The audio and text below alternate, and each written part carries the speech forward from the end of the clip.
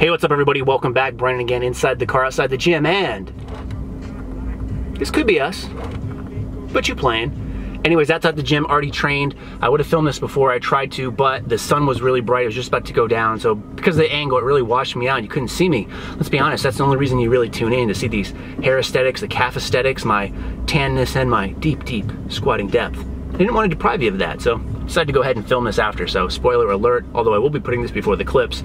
And what I did today is just deadlifts, and I know I've been doing a lot of big compound movements very frequently, so I've squatted 5 times in 10 days. I think the same is true for bench and deadlift. Today was no different, just went in and did some deadlifts, really working on sumo. Didn't work to anything too heavy. Heaviest set is 455, which you guys will see. Did that for a couple of doubles, just playing around with stuff and just getting the hips moving, and that's really my goal right now, is to just get used to all of these movements and more frequency. Eventually what I'll do is I'll tune it back just a little bit. But one thing I will note is, although the frequency is very high, the overall volume is pretty low, so I don't go very heavy with the weights, or if I do, I don't go, I should say, if I do a lot of reps, because I normally don't do a ton of rep work, I'll go a lot lighter as well, so I make sure that my body can handle it, and I've been progressing in all the lifts so far.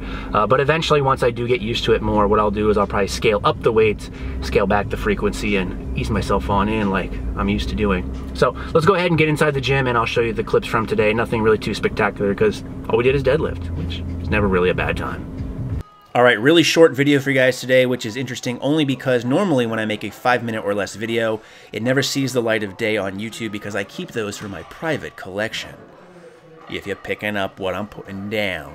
But for this, since we don't have a long time, let's get right to it. Working on sumo pulls here. Doing this because I want to strengthen my hips. I want to get better in this position because if I do, I think it will translate very well to my conventional pulls, which is still my pull of choice. Now, you guys might remember when I worked with Dan Green earlier this year, he had me do a cycle worth of sumos, and that's when I pulled my heaviest conventional, which is 630 pounds. So I figured I'd spend a little bit more time on this, but the switch back to conventional is coming very, very soon because I just feel more comfortable there.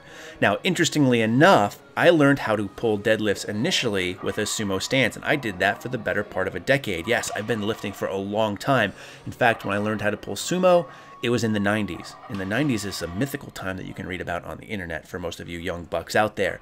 But back then, I was actually quite the supple leopard, and I could have a very wide stance. In fact, my toes would pretty much be touching the plates, and I could get pretty low. These days, however, I'm more of an aging antelope, and you see my stance is a lot more narrow, so I really need to work on opening up those hips. Plus, sitting at a desk all day has given me really tight hip flexors, so I'm really weak in this position to start, as well as at the finish, so I have a lot of problems right here. Once the bar really gets to my mid-thigh, locking out is very tough for me because I feel very weak in that position. And speaking of being weak, I decided to go ahead and change my grip to a hook grip on this set just to see if the pull went any smoother. Not that I had a lot of issues with the previous sets, but I just wanted to see if this would be easier. And I haven't pulled hook grip in a long time, so it probably wasn't the smartest idea just to try with 455, but it did go very well, so I didn't have a problem with the hook grip here. I know a lot of people do. I guess having bigger hands finally works out for once because, let's be honest, that old adage they say is definitely not true.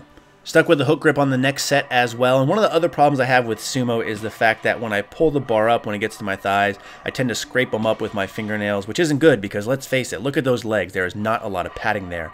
Last set, moved back to mixed grip. It felt kind of wonky, so I decided to call it quits, but this is literally, besides my warm-up sets, the only thing I did today. So, in the meantime, as always, thanks for watching, and stay big.